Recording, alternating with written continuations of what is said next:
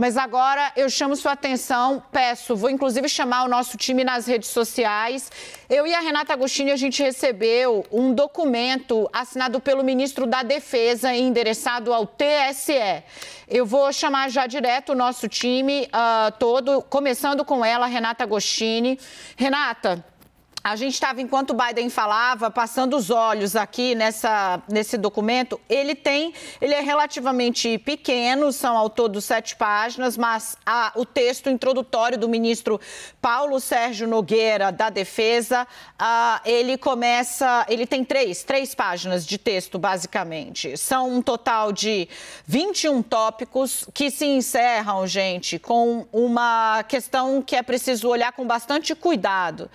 Afirmo que a todos não interessa concluir o pleito eleitoral sobre a sombra da desconfiança. Eleições transparentes são questão de soberania nacional e de respeito aos eleitores. Por que eu peço atenção para isso? Porque tem o famigerado artigo 142, que algumas pessoas sempre acionam ali quando se diz, né? É papel ou não é das forças entrar em questões civis, né? Ou interferir em outros poderes. Ele dá uma margem para dizer que sim e para que essa barulheira continue. Mas tem mais. Perfeito. Esse é o último item, é aí que está na sua tela. Esse ofício foi endereçado ao TSE. O Palácio do Planalto já está ciente que ele chegou lá. E, Renata, tem outros temas, outros pontos a serem explorados. Eu quero te ouvir. Perfeito. Olha, esse documento, e é interessante que o ministro Paulo Sérgio resolveu ele mesmo fazer grifos em diversas partes, deixando muito claro onde ele gostaria de dar ênfase. E esses grifos revelam muito. Revelam basicamente um enorme descontentamento por parte das Forças Armadas, por parte do Ministério da Defesa, no que eles entendem que tem sido o tratamento dado pela Justiça Eleitoral, pelo TSE.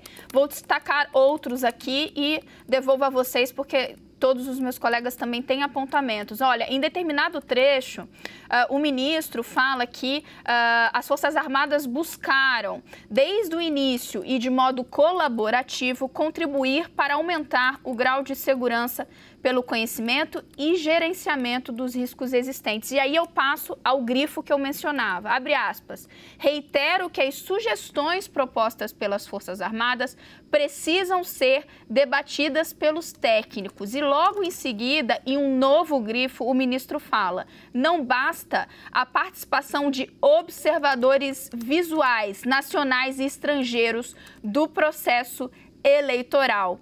O que o ministro está dizendo? Primeiro, fazendo uma referência às respostas que foram dadas pela Justiça Eleitoral quando as Forças Armadas fizeram sugestões. Naquele momento, a Justiça Eleitoral rebateu ponto por ponto e, em diversos momentos, argumentou que faltava embasamento técnico por parte das Forças Armadas para fazer aqueles apontamentos e que basicamente não parava de pé o que o Ministério da Defesa estava colocando. E a gente viu logo depois um debate sobre essa presença de observadores, inclusive de outros países. E aqui o ministro da Defesa está dizendo que, primeiro, que as sugestões têm sim de ser debatidas. Segundo, a gente está falando de um sistema e do uso de tecnologias, por isso não basta a participação de observadores visuais e, por fim, em um novo grifo muito representativo que a gente está, inclusive, destacando. Ele fala, abre aspas, até o momento, reitero, as Forças Armadas não se sentem devidamente prestigiadas por atenderem ao honroso convite do TSE para integrar a CTE, a comissão que foi instaurada. É importante a gente detalhar isso, porque é o seguinte, o ministro Luiz Roberto Barroso, na avaliação de muitos colegas dele, o ministro, quando foi presidente do TSE, ele convida as Forças Armadas a integrarem uma comissão que trata da organização das eleições, da segurança das eleições. Nas palavras de muitos amigos e colegas do ministro, ele caiu numa armadilha, porque aí ele legitima esse tipo de cobrança que não havia sido feita nunca desde 1900 Em 96, perdão, pelas Forças Armadas sobre a organização das eleições. E é a esse convite que o ministro da Defesa se refere. Quando ele cita na resolução do dia tal, 14 de dezembro de 2021, ele está falando dessa iniciativa do ministro Luiz Roberto Barroso. Cabe destacar que uma premissa fundamental é que secreto é o exercício do voto, não a sua apuração. As Forças Armadas dizem assim, o fato de as forças identificarem possíveis oportunidades de melhorias e apresentarem sugestões para tratá-las com o único objetivo de trabalhar responsavelmente para proteger o processo eleitoral e fortalecer a democracia. Cabe destacar que uma premissa fundamental é que secreto é o exercício do voto, não a sua apuração.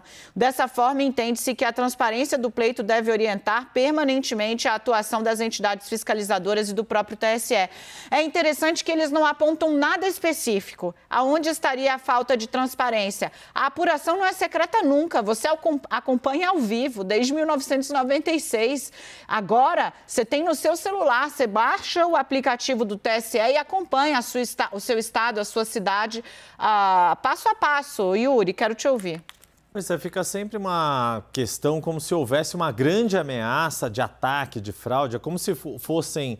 Para usar, e já que a gente está falando de forças militares, como se fosse um exército pronto para uma invasão de um invasor que não existe, ou que pelo menos não é nitidamente conhecido, sabido, a não ser que se traga uma informação muito clara. Olha, existe tal risco de se adulterar o resultado das eleições, de se deslegitimar, de atacar todo o sistema e não ser possível apurar os votos, serem perdidos os votos dos eleitores.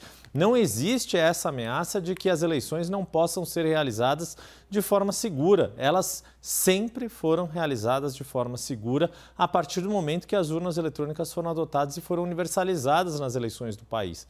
Então, todo o discurso, é claro que pode haver aprimoramentos? Pode, mediante suspeitas ou mediante descobertas de algum tipo de falha no funcionamento do equipamento, pode se corrigir? Claro, e isso ocorre, isso já vinha ocorrendo desde que as urnas eletrônicas venham sendo usadas pelo sistema, pela Justiça Eleitoral. Essa é a questão, e por isso que a Daniela Lima aponta essa questão corretamente de que são colocadas questões muito de forma superficial, sem apontar, olha, aqui está uma vulnerabilidade muito clara que vai fazer com que o resultado das urnas seja adulterado, ou seja fraudado, ou não se possa confiar no resultado que vai ser divulgado horas depois da realização das eleições. Esse é um ponto que a gente precisa ficar de olho.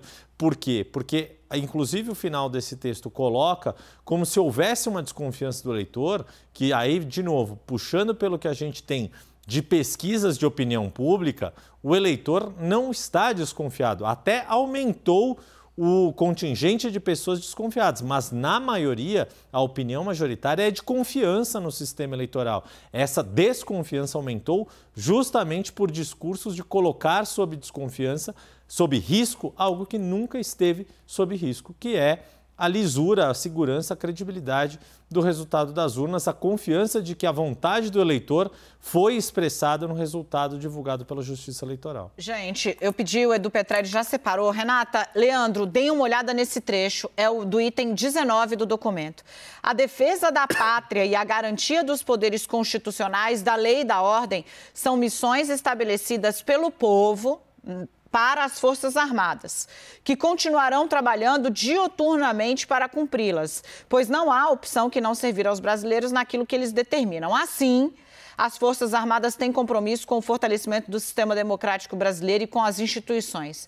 A defesa da pátria e a garantia dos poderes constitucionais, da lei e da ordem são as missões estabelecidas pelo povo para as Forças Armadas. Por que eu trago isso aqui? Porque se você combina isso com o 21, que é, por fim, encerro afirmando que a todos nós não interessa concluir o pleito sob a sombra da soberania. Eleições transparentes são questões de soberania nacional. Você bate aqui, obrigada, Edu, você bate aqui no que diz o famigerado artigo 142, que é utilizado por defensores do presidente Jair Bolsonaro para deturpadamente dizer que cabe intervenção das Forças Armadas, dos militares no processo democrático do Brasil. O que diz o artigo 142? As Forças Armadas, constituídas por Marinha, Exército e Aeronáutica, são instituições nacionais e permanentes, organizadas com base na hierarquia e na disciplina, sob a autoridade do presidente da República e destinam-se à defesa da pátria, à garantia dos poderes constitucionais e por iniciativa de quaisquer deles, da lei e da ordem. É isso. Não é cifrado a ponto, pode até parecer quando você pinça um pedaço ou outro, que, bom, só estão falando coisas bonitas, mas eles desaguam exatamente aqui nesse artigo que é muito utilizado de maneira distorcida por apoiadores mais radicais do presidente para justificar uma eventual intervenção militar em processos civis e democráticos. Leandro? Olha, Dani, é um documento forte, né, do ministro da Defesa que, infelizmente, vai servir aí para muita gente pegar trechos dele e continuar desinformando sobre o processo eleitoral, aos fatos, né? Primeiro, que essa comissão de transparência das eleições que foi instituída em setembro pelo ministro Luiz Roberto Barroso, por mais que esse ofício dê aparecer e que muitas falas do presidente Jair Bolsonaro dê também aparecer, ela não é uma comissão decisória, ela uma comissão consultiva. As Forças Armadas, nesse documento, estão cobrando que as sugestões que foram dadas, como outras sugestões foram da OAB, do Senado, da Open Knowledge, que também faz parte dessa comissão, como que essas sugestões sejam analisadas. A questão é a seguinte, as Forças Armadas fizeram as sugestões e, em maio, o Tribunal Superior Eleitoral expediu um documento de 35 páginas mostrando que as 7 sugestões dadas pelas Forças Armadas muitas vezes se baseavam em premissas equivocadas ou em até conceitos estatísticos que não correspondiam à forma da Justiça Eleitoral tratar do tema das eleições, evidentemente, de elaborar, por exemplo, as amostras para poder testar as urnas eletrônicas. Tinha até erro conceitual. Isso o TSE esclareceu no mês de maio. O que as Forças Armadas estão dizendo agora? Olha, a gente fez os questionamentos que vocês estão dizendo que estão equivocados com base no que a gente achava que era, nas informações que a gente tinha disponível. Então, na verdade, os militares estão respondendo a essa nota de 35 páginas que foi feita pelo Tribunal Superior Eleitoral numa expectativa de encerrar esse assunto. Mas, como a gente está vendo nesse ofício, a questão acaba não se encerrando porque, é evidente, o Tribunal Superior Eleitoral vai ter que responder a essas afirmações num tom um pouco acima feitas pelo Ministério da Defesa agora. E um outro ponto, essa comissão, além dela não ser uma comissão decisória e sim consultiva,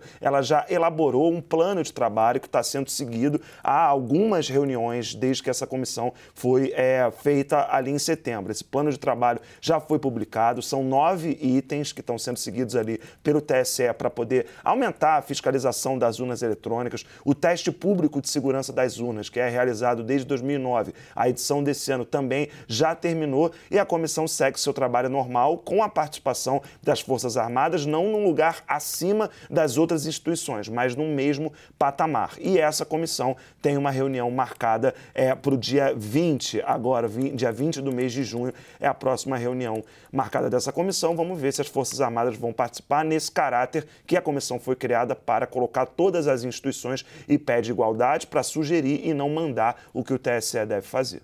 Renata, identifica também trechos que dão ali apoio, suporte ao pedido do presidente para que uma auditoria privada seja feita pelo partido dele, o PL. Renata? Perfeito. O ministro faz aqui ele rememora, né, alguns dos pontos que foram colocados e que foram rebatidos pelo TSE.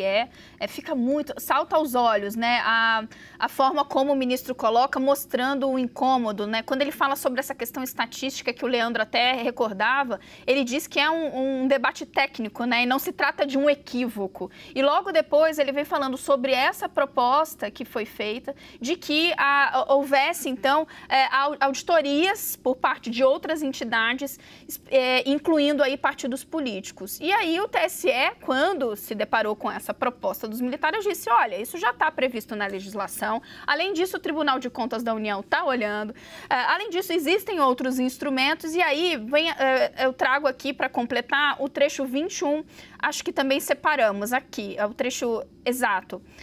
Ele fala, não, esse é já lá no finalzinho. Perdão, gente, é um outro trecho, eu vou citar aqui para não confundir. Fala que a atuação da empresa especializada em auditoria, ela vai reforçar justamente esse caráter de, nos termos da lei eleitoral, completar um rol de medidas que deem mais segurança a esse processo. Ocorre que a gente viu nos últimos tempos o próprio presidente Jair Bolsonaro usar isso no seu discurso político, de que o PL, o partido dele, contrataria uma empresa e faria uma vigilância adicional ao processo das urnas. Lembrando, gente, o TSE deixa muito claro que esse tipo de fiscalização ele já existe em múltiplas frentes. Renata, Yuri, para a gente fechar aqui, né, tem uma questão que ataca exatamente a blindagem que o ministro Luiz Edson Fachin vem fazendo ao processo eleitoral de trazer observadores internacionais, mobilizar a comunidade internacional em defesa da robustez do sistema eleitoral brasileiro.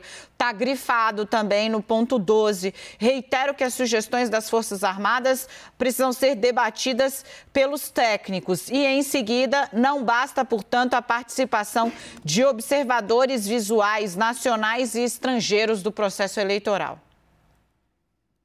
Quer que eu entre nessa, Dani? Porque eu acho que e de fato é uma resposta até com um certo sarcasmo Total. ali, aquela proposta, perdão, que o presidente do TSE, Edson Fachin, fez menção ali de trazer observadores nacionais e internacionais. Agora, de novo, é um não problema que ganhou uma dimensão que se tornou, de fato, um problema. Porque não havia nenhum problema, nenhum risco de contestação ou de prova de fraude em resultado eleitoral em nenhuma eleição realizada no país, nem para vereador da menor cidade do país, nem para presidente da República desde os anos 90 até aqui. Tirando 2014, em que houve um pedido de auditoria que, apesar de ter um relatório do PSDB apontando críticas, mas não houve nenhum momento em que alguém falou aquele resultado que deu a vitória de Dilma Rousseff foi fraudado, isso não existe. E virou um problema de que há um risco de fraude nos resultados eleitorais quando não há.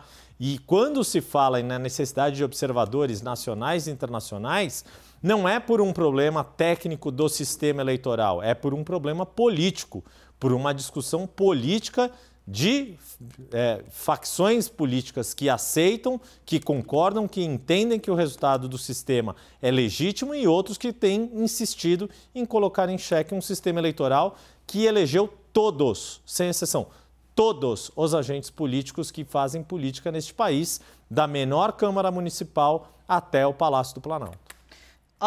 Gente, todos, inclusive o presidente, todos os filhos dele, né, os três que estão na política, Flávio, Eduardo e Carlos, não há um, não há dois, não há três, mas há muitas eleições. Bolsonaro sempre foi eleito deputado com base nas urnas eletrônicas. Esse questionamento aparece agora, no momento em que ele está em segundo lugar nas pesquisas de intenção de voto. A gente tem muita notícia ainda, muito bastidor. Eu quero saber se vocês têm ainda apontamentos para fazer em relação a esse documento que a gente pode voltar a destacar no nosso giro final do jornal, Renata. Perfeito. Mais para frente que a gente volta? Não, se quiser agora fazer um destaquezinho rápido para a gente poder seguir. Me parece que o que precisa ficar atento aqui, gente, as Forças Armadas estão querendo dizer para todo mundo que não estão felizes com esse tratamento e querem insistir. Então, a gente vai ter novos momentos dessa troca entre Forças Armadas e Justiça Eleitoral. Leandro? Não, eu acho que é isso, Dani. É uma crise que está voltando, né? É uma crise que ela não terminou em maio, como quando o TSE fez um apontamento de 35 páginas respondendo a tudo que as Forças Armadas queriam saber. Esse apontamento não adiantou. O Ministério da Defesa continua numa narrativa que ainda vai dar dor de cabeça aí nos próximos dias, nos próximos meses, porque, evidentemente, o TSE precisa responder o que as Forças Armadas colocam agora.